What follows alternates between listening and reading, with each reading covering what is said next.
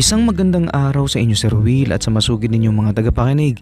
Kilalanin niyo po ako sa pangalang Jason, 22 anyos, isang binata na nagkukulehiyo po sa ngayon.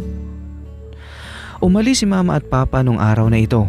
Ibinili nila sa akin yung tubero sa may kusina na nagkukumpuni nung araw na ito.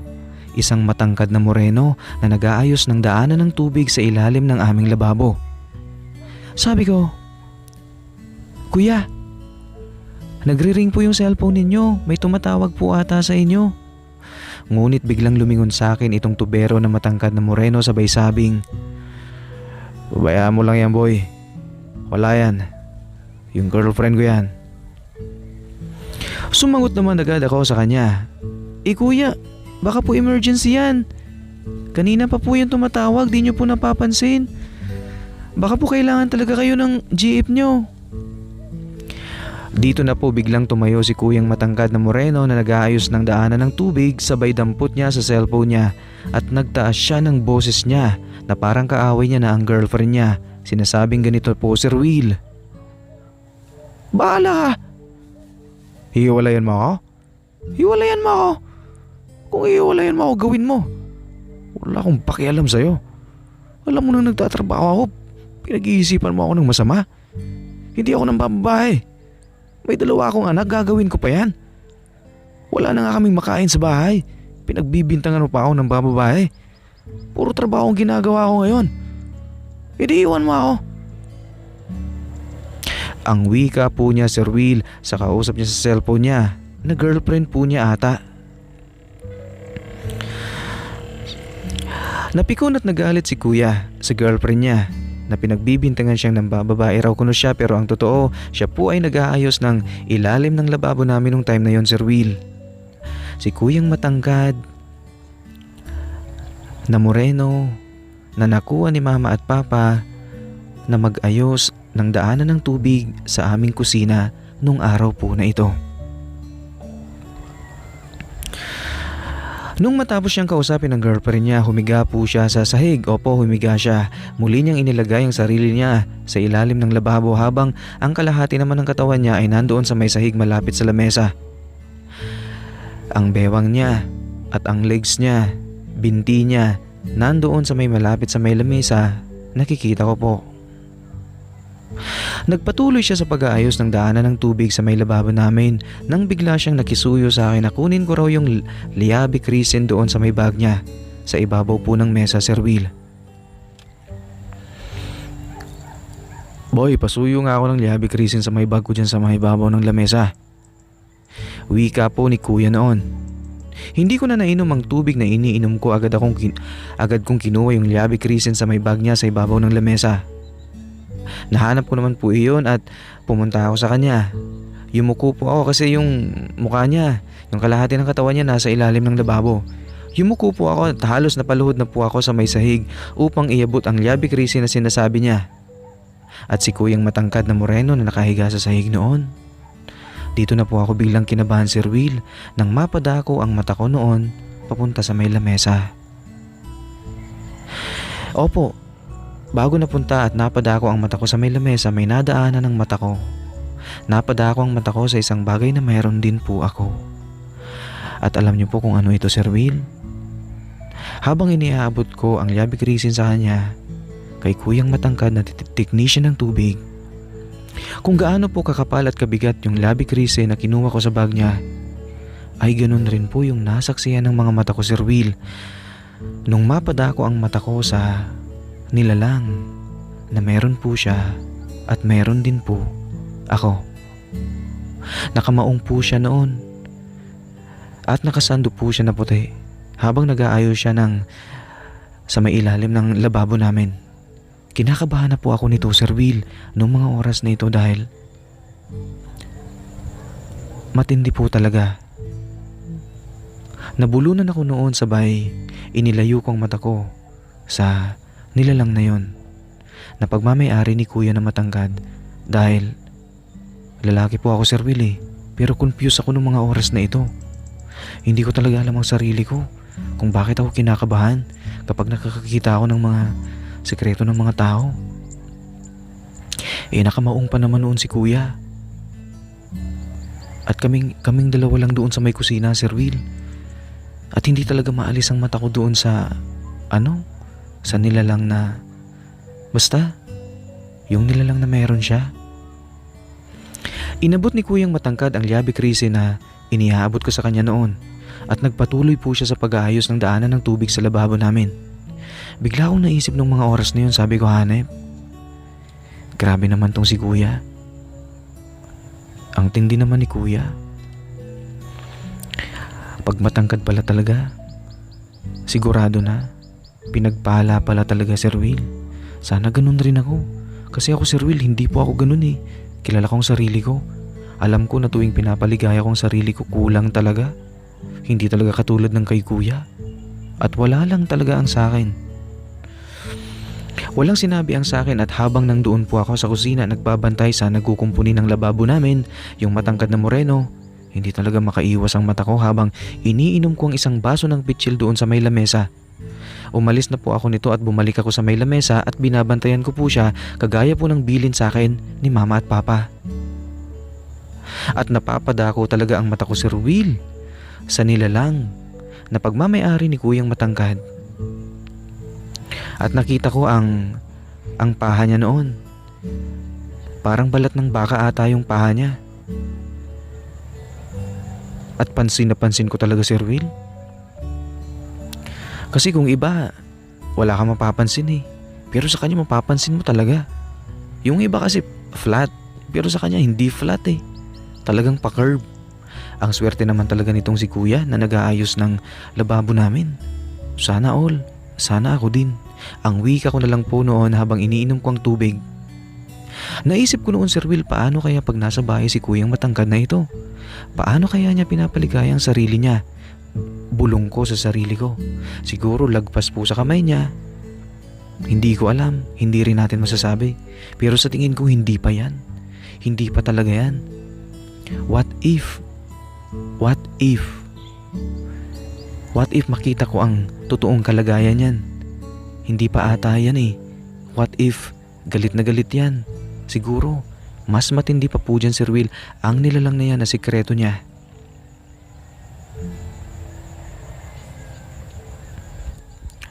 At hindi na nga po ako nagkamali, Sir Will. Napansin ko na habang patagal ng patagal ang pag-aayos ni Kuya, doon sa lababo namin, napansin ko na parang may nagbago. May nagbago doon sa napapansin ko kanina. Parang bahagya po itong biglang... Hindi ko alam pero halatang halata mo na po talaga, Sir Will. Siguro iniisip niya yung girlfriend niyang tumawag sa kanya at habang problemado siya, naaalala niya ang maliligayang mga sandali na sila'y magkasama kung hindi man doon sa bahay niya sa kwarto niya. Kaya napansin ko parang iba na. Bakit parang halatang halata na? Dahil ba iniisip niya ang girlfriend niya na sinaktan ng puso niya kanina?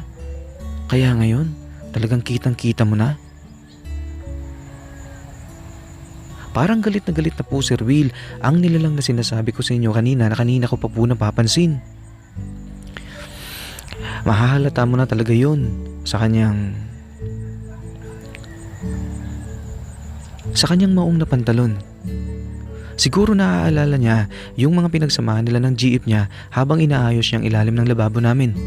Kaya noong mga oras na yun, kitang-kita mo na talaga. Hanggang sa tinawag niya ako bigla at ipinakuha niya sa akin yung solvent sa may bag niya. Yung solvent po na pandikit sa PVC pipe. Agad ko naman pong kinuha yung solvent sa lahat na nasa lata. Nahanap ko yun sa loob ng bag niya. At pag abot ko po nito sa kanya, muling napadako ang mata ko sa nilalang na sinasabi ko po sa inyo kanina, Sir Will. Pareho na po sila ng lata ng solvent. Kung may ayambing mo po sa lata ng sardinas, ganun na po. Sa loob-loob ko, bakit kung kailan po kayo nagkukumpuni dito sa bahay namin, saka naman po kayo nagkakaganyan, Kuyang Technician ng tubig? Dahil ba bigla kayong nalungkot ngayon? Ganito po ba ang mga totoong lalaki, Sir Will, na kapag inaway sila ng girlfriend nila, naaalala nilang GF nila at talagang may lumalaban na? Siguro, Sir Will, kung kayo po ang nasa posisyon ko noong mga oras na yon, talagang iba na rin talaga ang tatakbo sa isipan ninyo. Hanggang sa natapos na si Kuyang Technician, ang kinukumpuni niyang lababo namin ay maayos na po. Gaya ng utos ni Mama at Papa, ipinaghanda ko siya ng merienda. Bumili ako noon sa may tindahan, umalis ako. Nawala po ako siguro ng halos maglalabindalawang minuto. At nung pagbalik ko, naabutan ko po siya sa kusina. Habang dala ko ang tinapay, nabigla po ako, Sir Will, sa naabutan ko. Si Kuya po ay andoon na po sa may pintuan namin sa kusina, nakatalikod siya. Hindi kumikibo, parang umiiyak siya noon. Nakatayo lang po siya doon at nakatingin sa malayo. Kinausap ko siya, sabi ko, "Kuya, merienda po muna kayo." Bumili pa ako ng tinapay at soft drinks. Agad namang lumingon sa akin si Kuya at ang lungkot po talaga ng mukha niya, Sir Will. Ang pula po ng palibot ng puti ng mga mata niya. Bumili lang po ako noon ng tinapay sa tindahan, umiyak pala siya. At nung wala ako, kumuha naman si Kuya ng tinapay sa may lamesa at inabot ang soft drinks at ininom ito. Tinignan ko ang maong na suot niya. Napansin ko na parang may bakas ang maong na suot niya, Sir Will. Bumili lang ako ng tinapay sa tindahan noon. Nawala lang ako ng 12 minuto. Pagbalik ko, may mga puti-puti na sa maong niya. At nangangamoy chlorine na po doon. Napapansin ko po yung amoy na yun. Amoy chlorine. Kinabahan ako. Sabi ko, parang may mali. Parang nung wala ako, may ginawa dito si Kuya. Kinabahan talaga ako. Dumiretso po ako, umalis ako, nagpaalam ako kay Kuya na may kukunin lang ako yung bayad sa kanya nila Mama at Papa sa kwarto namin. Pero ang totoo po, pumunta po ako sa may CCTV room ng aming bahay. Hindi po alam ni Kuya na Moreno na may CCTV po kami. At nung nandoon na po ako sa CCTV room namin, totoo nga. Pag-rewind ko po ng CCTV namin, Sir Will, si Kuyang Technician, may ginawa po talaga. Habang wala po ako noon, nakita ko sa pag-rewind ko po ng video, si Kuyang Technician po pala na matangkad ay pinaligaya po niya ang kanyang sarili habang wala po ako doon. At kung susukatin sa pagre-rewind ko po noon ng video, inabot po siya ng 8 minuto. Mabilisan lang po, Sir Will. Nakita ko po sa CCTV ang lahat, ang buong katotohanan. Lalo na ang tungkol po doon sa nilalang na kanina ko pa sa inyo kinukwento, Sir Will. Nakita ko na po doon sa CCTV ang nilalang na sikreto niya. At habang naroon ako sa CCTV room, napatingin na lamang po ako sa braso ko. Sabi ko, ganitong braso ko? Matindi naman. Ganitong braso ko pala. Ganitong braso ko pala ang sikreto niya. Kung ganito ang sikreto niya, nakatulad ng braso ko, wow na wow. Yan na lang po ang nasabi ko noon, Sir Will. Wala na akong masasabi talaga dito sa technician ng tubig na nakuha nila Mama at Papa. Talagang pinagpala po siya sa lahat.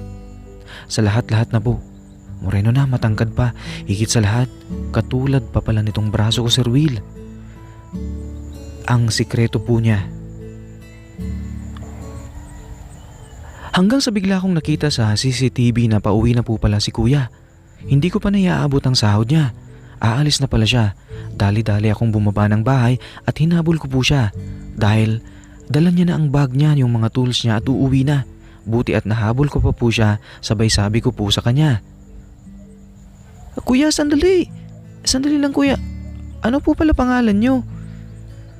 Bigla namang pong lumingon si Kuya sa akin, sabay sabi, "Ako si Jake Manalo. Search mo na lang ako sa internet. Chat mo ako kapag may nagka-problema pa itong lababo niyo, ha. Aalis na ako." Sumagot naman po ako kaagad, "Opo, Kuya, pero yung bayad po sa inyo, ito po. Hindi pa po nyo natatanggap." "Salamat po, Kuya Jake. Kuya Jake Manalo. Salamat po, ha. At sandali pa pala, Kuya Jake. Pabilang na lang po ng pera na yan na pinabibigay ni Mama. Baka po kulang yan sa presyo ninyo." Agad naman niyang inabot ang pera sabay bilang nito. Pagkabilang agad niya ay nagpatuloy na po siya sa paglalakad hanggang sa nakalabas na po siya ng gate namin at lumingon po siya sa akin at bahagya po siyang ngumiti. Nagulat po ako, Sir Will, at nagtaka ako bakit po siya ngumiti sa akin. At dahil sa pagngiti niya na yun, Sir Will, sa akin, agad-agad po akong nagbukas ng cellphone ko. Hinanap ko po siya sa internet at natagpuan ko po siya. Jake Manalo po ang natagpuan ko doon. Nakita ko sa mga litrato, pamilyado na pala siya. Pero sino yung babae na tumawag sa kanya kanina? Nakita ko sa litrato na may 2 anak na po pala siya, Sir Will. Naisip ko na lang siguro patay na ang tunay na asawa niya at yung bagong babae na tumawag sa kanya na inaway siya, siguro GF lang niya. At dito sa mga picture na nakikita ko sa internet, ang gwapo po pala, Sir Will, ni Kuya Jake Manalo. Kahit malalabo ang litrato niya, siguro local lang ang cellphone niya o mumurahin, ang gwapo po niya dito sa mga picture niya. Sir Will, nag-chat po ako agad sa kanya kasi nakita ko na naka-green ang profile niya. Online po siya, sabi ko sa chat, "Kuya, magandang gabi po. Ano po ginagawa ninyo?" Agad naman po siyang nag-reply sa akin, Sir Will, sa chat. At ang sabi niya, "Wala, dito lang ako sa bahay. Inaasikaso ko mga anak ko sa hapunan nila." Wika po niya. Sabay tanong ko agad sa chat at ang sabi ko naman, "Pwede ka bang maabala, kuya? Pwede ka bang makausap sandali?" Subalit bigla po siyang nag-reply sa chat at ang tanong niya, "Sino ka ba? Ba't mo ako tinachat?" Sir Will, hindi pala niya ako namukhaan. Nag-reply naman po agad ako at ang sabi ko, "Ako po yung binata na nagpapaayos ng lababo kanina sa inyo, Kuya Jake Manalo." Sumagot naman po siya agad at ang sabi niya, Oo, naalala ko na. Kamusta yung lababo nyo? May tagas pa ba?" Sumagot naman po ako agad, "Okay na po kuya, kaso Kuya Jake, may sasabihin po sana ako sa inyo. Huwag po kayong magagalit sa akin ha." Reply ko po sa chat, Sir Will. At nagtanong na nga po ako sa kanya, "Hindi po ba kayo kuya magagalit sa sasabihin ko? Pasensya na po ha, inunahan ko na kayo. May sasabihin po kasi ako sa'yo. Magagalit po ba kayo sa akin?" "Hindi, sabihin mo na. Ano ba yung sasabihin mo?" "Kasi kuya, gusto ko po sana kayo maging kaibigan, okay lang ba?" Wika ko po sa chat. Natatawa ako, Sir Will, sa sarili ko noon mga oras na yun. Bakit ko ba siya tinachat? Ano bang nangyayari sa akin? Yung pagiging confused ko po, Sir Will, sa sarili ko ay nauwi sa pagchat ko sa isang lalaki na hindi ko naman po kilala. Ang lalaking nakuha lang po nila mama at papa noon na nag-ayos ng aming lababo. At nag-reply naman po siya agad, Sir Will, sa tanong kung pwede ko po ba siyang maging kaibigan. At ganito po ang reply niya, "Oo naman, walang problema. Kung gusto mo, punta ka dito sa bahay ngayon. Inuman tayo. May problema ako." Wika po niya sa chat, Sir Will. Kinabahan ako, Sir Will, kasi agad-agad pinapapunta niya ako sa bahay niya. Bigla po siyang nag-invite. Lasinggero po pala siya. Pero ang labis na nakapagpapakaba sa akin ay paano kapag nandun ako sa bahay niya, tapos malasing ako, tapos makagawa ako ng hindi maganda. Kasi kilala ko pong sarili ko po, Sir Will eh. Wala pong akong kontrol sa sarili ko. At baka masuntok niya ako kasi lalaki siya eh. Kapag nakagawa ako ng hindi maganda sa kanya, hindi ko po alam ang gagawin ko noon, Sir Will. Hindi ko talaga alam kung paano uminom ng kumukontrol ng sarili. Dahil strict si mama at papa sa akin, hindi ko alam kung paano magdidesisyon sa buhay ko. Parang pariwara na ako ng mga oras na ito, Sir Will. Dahil sa excited po ako sa lalaki na yun. Sa mga sumunod na chat pa namin, Sir Will, binigay na po niya ang address niya. Andoon lang naman pala ang address niya sa kabilang kanto mula sa bahay namin. Tumakas ako sa bahay bandang 9:00 na. Hindi na po ako nagpaalam kay mama at papa noon na nanonood sila ng TV sa may sala namin. Dumaan po ako sa may kusina. Mabilis ako naglalakad sa may highway at pagdating ko doon sa may kanto na sinasabi ni kuya, nandoon na po pala si Kuya Jake. Nakaabang na po pala siya sa akin. Pagtingin ko sa kanya, ang maskulado ng suot niya na sando at ang tangkad niya, napakamoreno niya. Nasisinagan siya ng ilaw ng streetlight. Ang balikat at ang braso niya pati binti niya, napakamatipuno po talaga, Sir Will. Sa loob-loob ko noon, lalo na po akong kinakabahan. Ito ang unang beses na Nakipagkita ako sa isang lalaki na hindi ko kilala. Makikipag-jamming ako sa lalaki na ito. Wika ko sa loob-loob ko. At ang malala pa, nakita ko na po sa CCTV ang nilalang na sikreto niya na kanina ko pa po sa inyo kinukwento, Sir Will. Pagkakita sa akin ni Kuya Jake, habang nandun ako sa may highway, nagsalita agad siya. Sabi niya, "Oh, bakit parang namumutla ka? Kinakabahan ka? Dapat tanggalin mong hiya mo pag nakikipagkita ka sa isang tao. Dapat hindi ka nahihiya. Paano yan? Nahihiya ka? Hindi mo ako kilala. Itutuloy pa ba natin?" "Oo naman po kuya, itutuloy natin. Medyo hindi lang po kasi ako komportableng makipagkita sa taong ngayon ko lang po nakilala. Pasensya na po, medyo kinakabahan ako." At lumapit po ako sa kanya, Sir Will, at nung nasa may tabi niya na ako, nasa may balikat niya na ako nakatayo, umakbay po siya sa akin at isinama niya na po ako papunta doon sa loob ng bahay niya. Pagdating namin sa loob ng bahay niya, naabutan ko na tulog ang mga anak niya. Inalis niya ang braso niya na nakaakbay sa akin. Pumunta po siya sa may lamesa at binigyan ako ng upuan. Nung mga oras na ito, hindi ko maunawaan ang mukha ni Kuya Jake. Ang lungkot po ng mukha niya, pero pilit po siyang ngumingiti habang inaayos niya ang mga nakalagay sa may lamesa. Dahil may bisita siguro siya, kaya pilit siyang ngumingiti sa akin.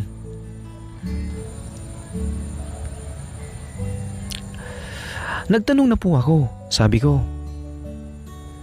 "Kuya Jake, okay lang po pa. Uuwi din po ako kaagad. Mga 11 kasi baka po biglang pumasok si Papa sa kwarto ko tas malaman niya na wala po ako doon." Sir Will, dito na po biglang lumapit si Kuya Jake sa akin. Biglang lumapit si Kuya Jake sa akin at umupo sa may harapan ko at yumakap sa akin bigla. Sabay sabing, "Wag. Pabayaan mo mga magulang mo, malaki ka na. Binata ka na. Wala na silang dapat pakialam sa'yo. At alam ko kung bakit ka nandito, di ba? Bakit ka uuwi agad?" Bigla po akong napaisip nito, Sir Will. Anong alam niya kung bakit ako nandito? Alam niya ang ano? Alam niya ang pakay ko? Napatanong naman ako bigla sa kanya habang yakap-yakap niya ako. Yakap ako ng bisig niyang matitipuno. Tanong ko noon sa kanya, "Ano pong alam? Alam po na ano, Kuya Jake? Alam niyo po kung bakit ako nandito?" At sa mabagal na pagsasalita, ito po ang naging sagot ni Kuya Jake Manalo, Sir Will. "Oo, alam ko kung bakit nandito ka. Alam ko na bading ka. Alam ko na gusto mong maka-experience, di ba? Pagbibigyan kita."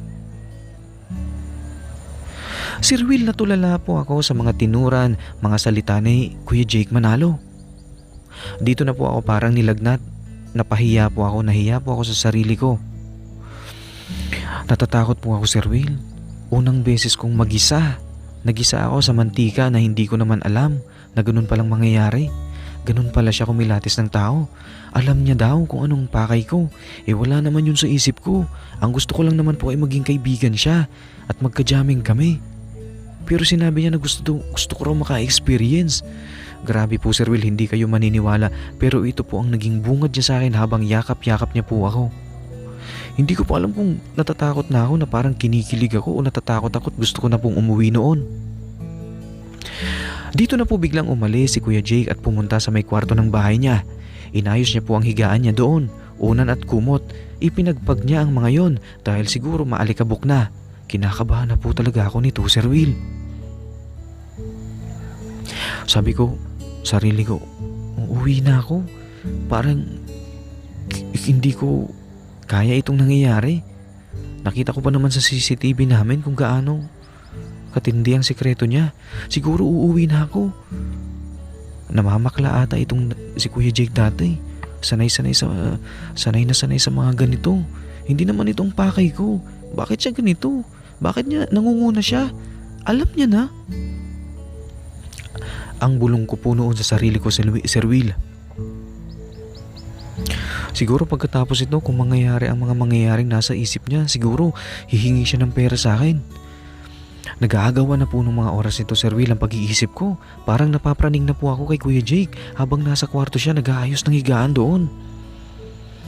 Pagtanaw ko po sa may kwarto ni Kuya Jake, nagkatinginan po kaming dalawa. Ang aming mga mata ay natulala sa isa't isa. Tulala siya sa akin na para bang nararamdaman niya na uuwi na ako. Bigla niya akong tinawag, sabi niya pumunta na raw na po ako doon.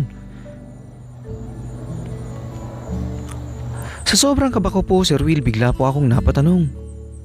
Ano po, Kuya Jake? Halika na dito, tara na. Halika na. Ikaw na bahala. Gawin mo lahat ng naiisip mo. Basta ako dito lang. Bahala ka na sa akin. Ang wika po ni Kuya Jake. Napapatingin naman ako nito sa may semento ng sahig habang nasa malayo ako mula sa kanya. Iba na po ang naiisip ko, Sir Will. Naiisip ko sa loob-loob ko, itutuloy ko pa ba ito? Masyado namang mabilis ang mga pangyayari. Hindi pa nga kami nagiinuman, gusto niya matapos agad. Hindi ko pa nga siya nakakausap ng matagal. Hindi ko pa po siya kilala ng mga panahon na ito, Sir Will. Sir Will, dahan-dahan po akong umalis noon. Naisip ko talaga na umuwi na. Subalit, bigla po siyang tumakbo mula sa kwarto niya at hinabol ako. Inabot ng kamay niya ang kamay ko. Pagkakuha niya ng kamay niya sa kamay ko, hinalikan po niya ang kamay ko sa ibabaw ng kamay ko. Sabay sabi niyang, relax ka lang. Huwag kang kabahan. Maingat akong tao. Sige na. Doon ka na sa kwarto ko. Ako na bahala sa'yo. Payakap nga. At yumakap po siya sa akin, Sir Will, si Kuya Jake Manalo. Niyakap ako na hindi niya ako kilala. Ano bang ginagawa niya? Bakit niya ako niyakap? Malambing lang ba talaga siyang tao? O ganito siya mambola sa mga bading? Ginagamit niyang pagyakap para mabola ang isang bading at makuha niya. Sir Will, gulong-gulo na po ako ng mga oras na nito. Niyakap ko na lang din siya. Kasi nadala na rin ako eh. Niyakap ako ng isang matangkad na moreno na lalaki. At habang magkayakap kami, nalaman niya na malakas ang tibok ng puso ko noon.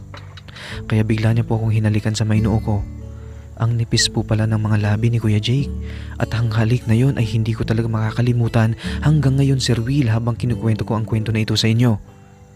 At sa pagpapatuloy po ng kwento, habang nag-kiss po si Kuya Jake sa noo ko, tinanong ko siya. Sabi ko, Kuya Jake, pagkatapos po ba nito, hihingi kayo ng pera sa akin kung sakali man pumunta ako sa kwarto nyo at mapaligaya ko po kayo? At ang mabilis po niyang sagot, Sir Will, ay, Hindi. Hindi kita hihingan ng pera. Hindi ako namamakla. Gusto ko lang maitawid ang nararamdaman ko ngayong gabi. Kaya mo bang maitawid ngayong gabi? Miss na miss ko na kasi ang girlfriend ko. Baka kaya mong itawid. Kasi bading ka, di ba? Ano po? Miss na miss niyo po ang girlfriend niyo. Tapos, ako po ang magpupunan. Pupunuan ko po ang pangungulila niyo sa girlfriend niyo. Ang mabilis ko pong tanong, Sir Will, sa kanya. At ang sagot naman niya,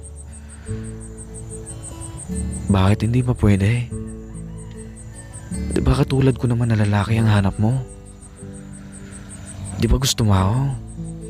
Ha? Di ba mga katulad ko ang bet mo? Ha? Ano pang hinahantay mo? Ako nangungulila ako sa girlfriend ko.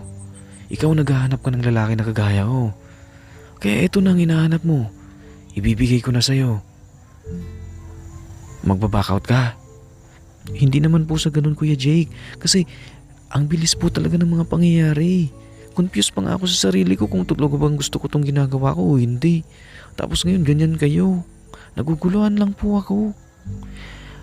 Namamakla po ba kayo noon? Ano ka ba? Hindi ako namamakla. Marunong lang ako magbigay sa mga cute na kagaya mo. Ang cute mo. Kahit lalaki, ang cute mo. Kaya sige na. Tara na. Sandali lang po, Kuya Jake. Kasi po kanina nakita ko po kasi sa CCTV sa may bahay namin. Noong nag 10 minutes po kayo sa may bahay. Alam ko na po kasi ang sikreto ninyo, Kuya Jake. Medyo natatakot po kasi ako. Uuwi na lang po ako, Kuya Jake. Walang hiya. Alam mo na pala. Kaya pala takot na takot ka. Hayaan mo. Ako bahala. Hindi ito magiging mabigat para sa'yo. Ako bahala. Binata ka na. Dapat nag-i-enjoy ka sa buhay mo. Sige na, tara na. Doon na tayo sa kwarto ko. Sir Will, dito na po ako sumama kay Kuya Jake patungo sa kwarto niya at isinarado na po niya ang pintuan noon. Habang nasa loob kami ng kwarto niya, nakaupo po ako noon sa dingding at nasa tabi ko po siya. Sa mga panahon na ito, sa tingin ko, nasa tamang edad na po ako para ma-experience ko ang mga bagay na hindi ko pa po na-i-experience. Confused na nga po ako sa sarili ko tapos hindi pa ako mag-i-explore. Kaya nag-explore na po ako ng mga panahon na ito. Habang katabi ko po si Kuya Jake, bigla po siyang nag-kiss sa may pisngi ko. Bigla naman po akong kinalabutan kasi sa bigote niya na natama po ang pisngi ko. Ganun po pala pakiramdam kapag may nag-kiss sa'yo na totoong lalaki na may bigote pa. Nag-kiss po siya sa may pisngi ko. Tapos dinignan niya ako sa mata ko. Diretsong tinginan kami sa mata. Makatapos siya po akong halikan sa may pisngi ko, Sir Will. Sabay pinaharap po niya ang mukha ko sa mukha niya. At bigla niya po akong hinalikan sa may lips ko. Hindi po ako marunong mag-kiss sa lips. Sabi ko bahala na. Bahala na. Matututo naman siguro ako dito kay Kuya Jake. Sige lang Kuya Jake. I-kiss mo na po ng tuloy-tuloy ang lips ko. Bahala ka na po. At nag-lips to lips na nga po kami ni Kuya Jake. Manalo Sir Will. Bigla po kaming nagka-holding hands. Habang nagka-holding hands po kami at nagle-lips to lips kami, bigla ko na lang namalaya na hindi na pala kamay niya ang hawak ko. Iba na po pala ang ka-holding hands ko.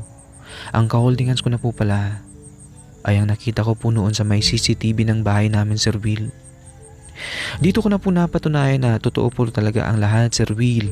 Lahat ng nakita ko sa may CCTV namin ay totoo. Talagang pangmalakasan po talaga. At sa paglipas po ng mga oras, bigla ko na lang namalaya na parang may napunit po na papel. Dito na po nagdilim ang paningin ko, Sir Will. Yakap-yakap po ako nito noon ni Kuya Jake, Sir Will.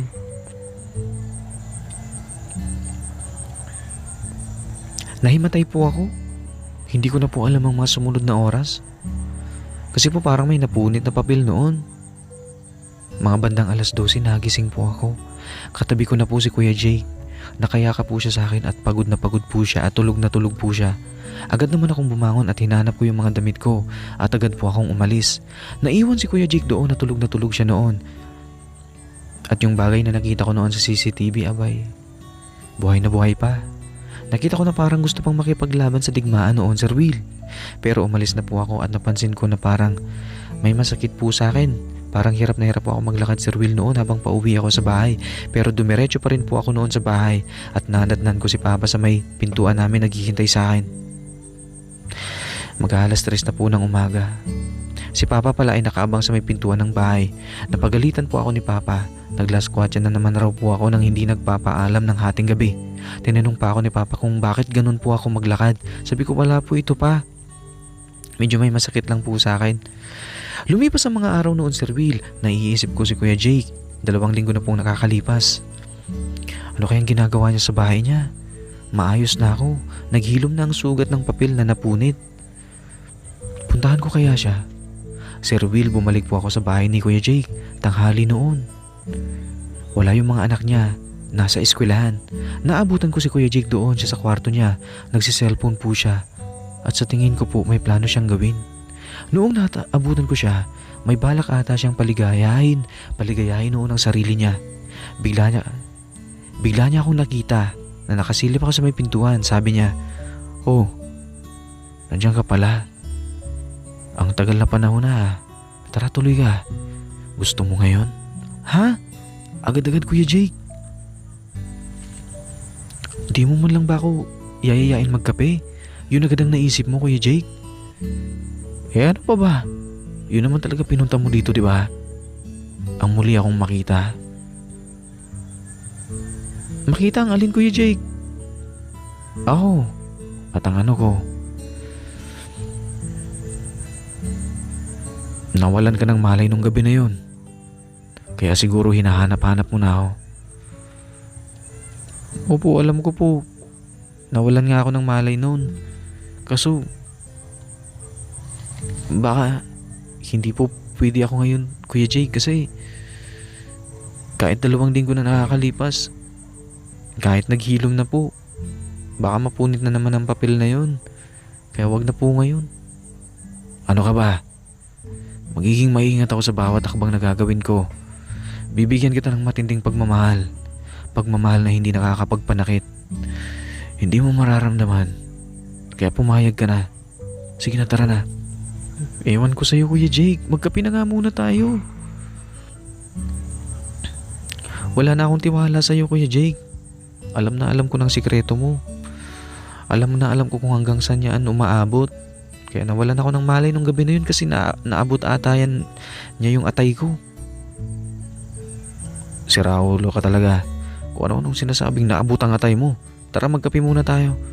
Hindi ko na muna itutuloy itong pagpapaligaya sa sarili ko dahil dumating ka at andyan ka na. Ikaw na lang magpapaligaya sa akin ngayong gabi. Hindi po ako magpapagabi dito sa inyo, Kuya Jake. Uuwi po ako mamayang hapon. Hindi po ako magpapalipas dito ng gabi. Sir Will, nakikita ko sa mukha ni Kuya Jake na kahit nagpapaalam na ako, kinikilig po siya. Bakit ba siya kinikilig? Kinikilig ba siya sa naiisip niya? Ganun po pala, Sir Will, si Kuya Jake. Kinikilig dahil naiisip niya na papaligayahin ko siya.